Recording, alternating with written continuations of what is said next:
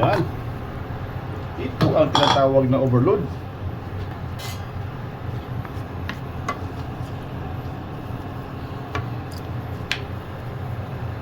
What's up guys? And for today's vlog, sutanghon gisado tayo.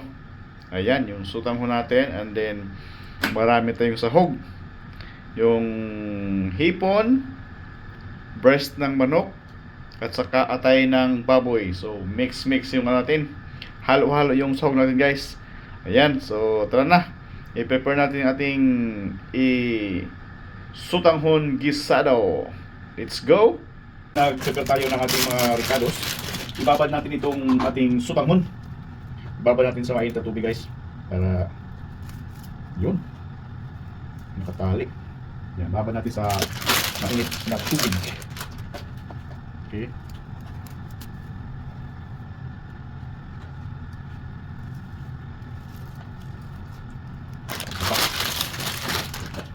Damihan natin itong luto kasi marami tayong sahog. Kaya damihan natin ito.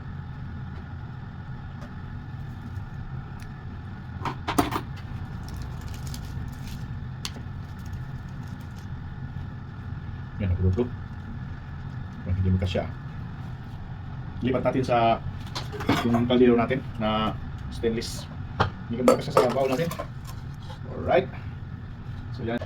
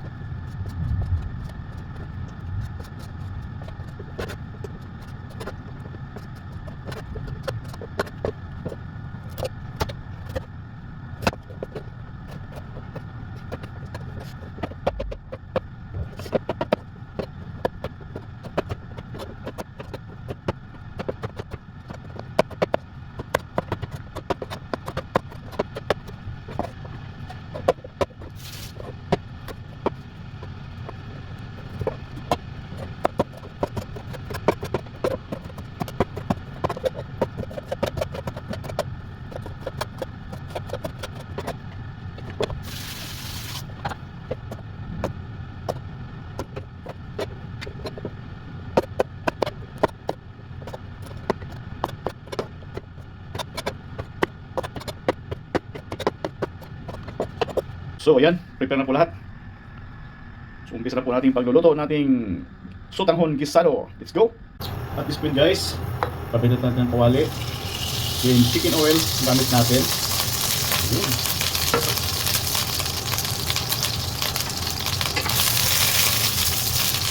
Bagas natin ito ating shrimp.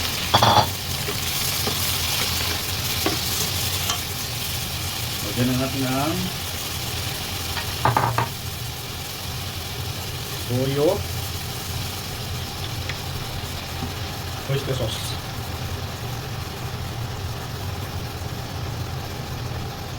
Okay.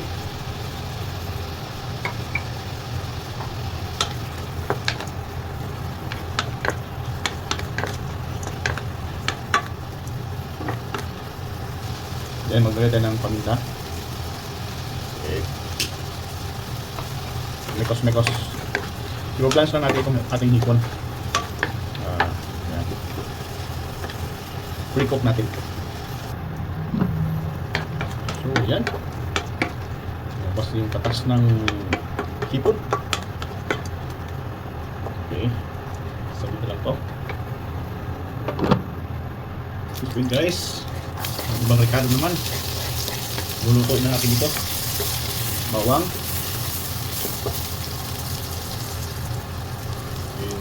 Sibuyas.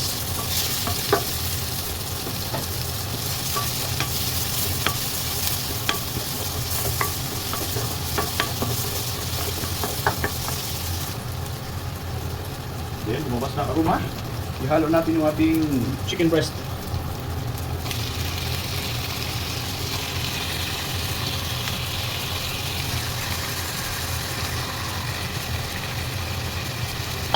Then, mikos.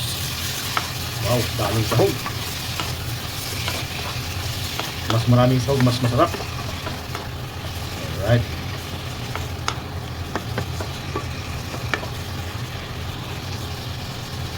Then, magkagalan tayo dito ng soy sauce. Oyster sauce.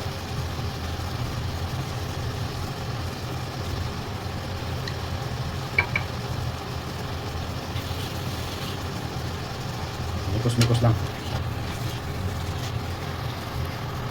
May kunting sabaw yung hipon natin kanina, ihalo na natin dito. Yun.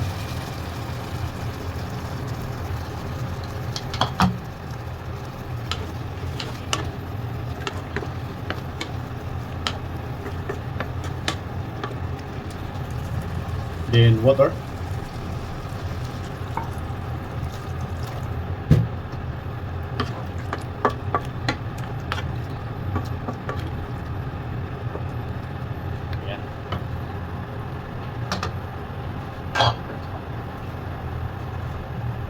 Then takpan na natin. Yan. At this point guys, ihalo natin yung ating ulo ng hipon para lalasa at yung ano niya, taba-taba ng hipon. And then ihalo natin yung matay ng baboy. Yan.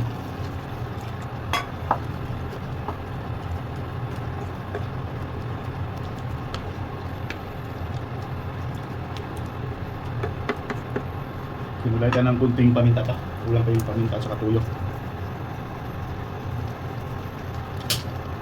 Alright. Yan. Then maglagay tayo ng kunting asin.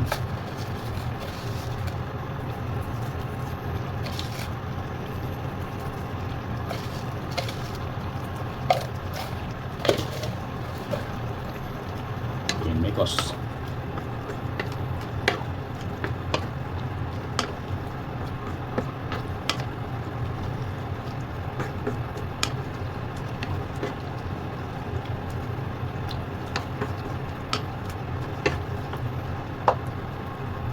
Alright.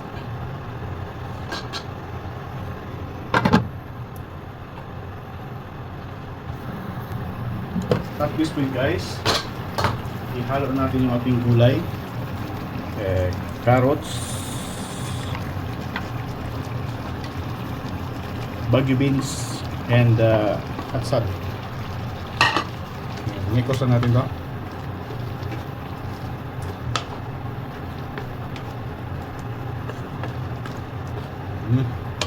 Daming sahog.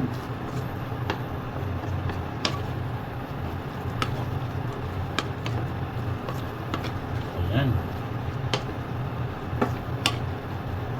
Sahog pa lang, puno na yung kawali natin. Grabe. Ayan.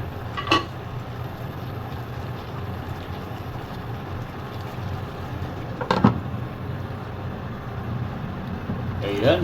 At this point guys, ano natin ating cabbage. Wow.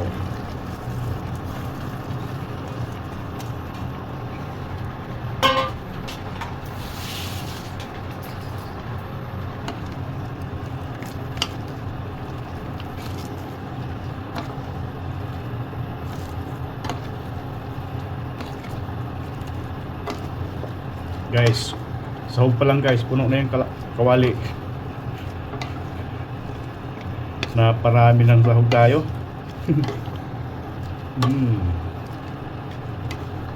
Overload kasi, kaya pinarami ko na. Yan. Hala kang magsobra-sobra yung sahog.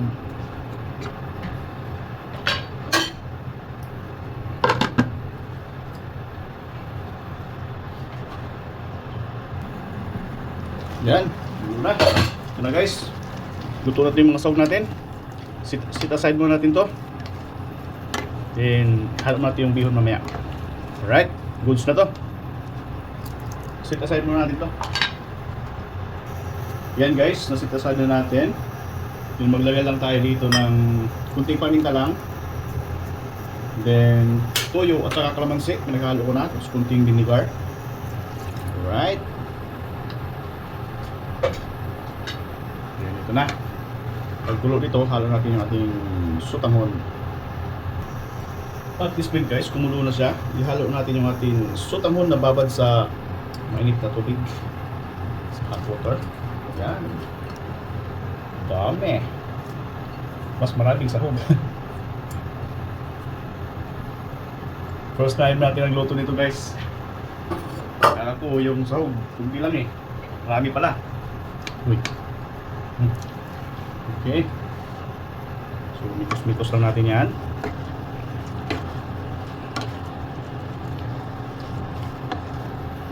Wow.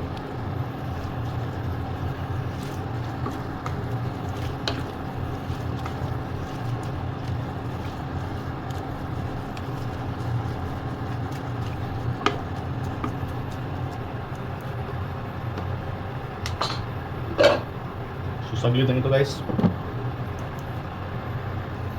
Yun, after 3 weeks lagyan natin ihalo yung ating sahog. This point guys, yung ating namang sahog ihalo natin dito. Alright. Yun. Yan ang sahog.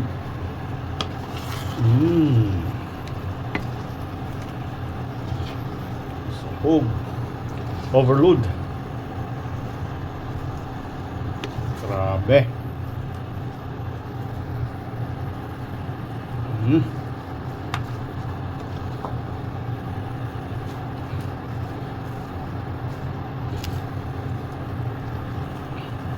Yun, no?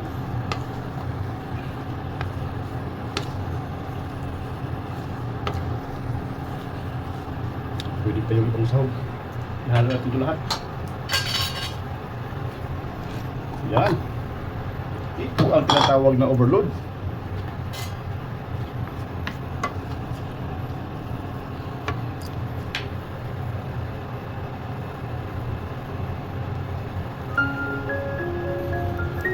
Ito na guys. Goods na to.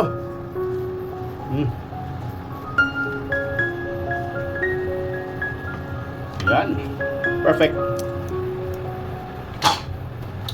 Zoomin natin ha. Wow. Yan guys. Thank you so much. Kain na na.